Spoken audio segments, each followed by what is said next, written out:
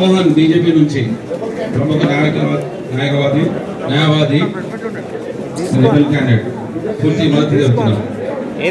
దయచేసి మనోహర్ రెడ్డి మీ మిత్రులు అందరూ అమ్మా తొందరగాండి.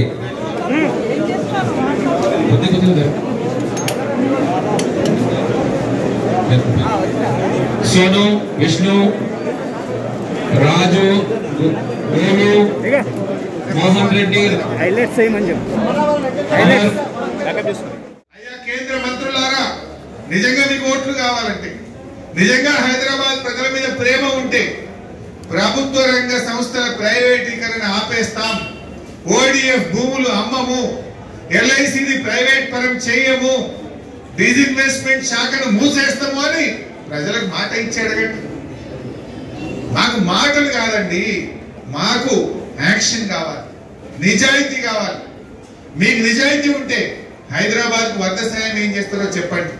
ప్రభుత్వ రంగ సంస్థల మీద స్పష్టత ఇవ్వండి, ఉత్తర్వులు ఇవ్వండి. ఇది మేము కోరుకుంటున్నాం హైదరాబాద్ ప్రజలు. ఈరోజు వాళ్ళు ఎవ్వరు ఎన్ని చెప్పినా ఏమైతుందో చూస్తున్నాం కదా. బీజేపీలో అగ్గిరాగులు చెప్పుకుంటున్నారు టికెట్ రాని వాళ్ళు. కుర్చీలు గాల్లోకి ఎగురుతున్నాయి, ఫ్యాన్లు ఊడిపడుతున్నాయి, తలుపులు బద్దలవుతున్నాయి. మీ పార్టీలో మీకే శృతి లేదు. అది నిజమైందో అబద్ధమైందో కానీ ప్రచార బాధ్యతల నుంచి కరెక్టేనా? ఫేక్ అన్ని ఫేక్ న్యూస్లు వస్తున్నాయి. ఫేక్ అది కూడా ఏది నమ్మాలో అన్ని ఫేక్ వీడియోలు. ఇవాళ మీరు మీ పార్టీ నాయకులకే మీ మీద విశ్వాసం లేదు.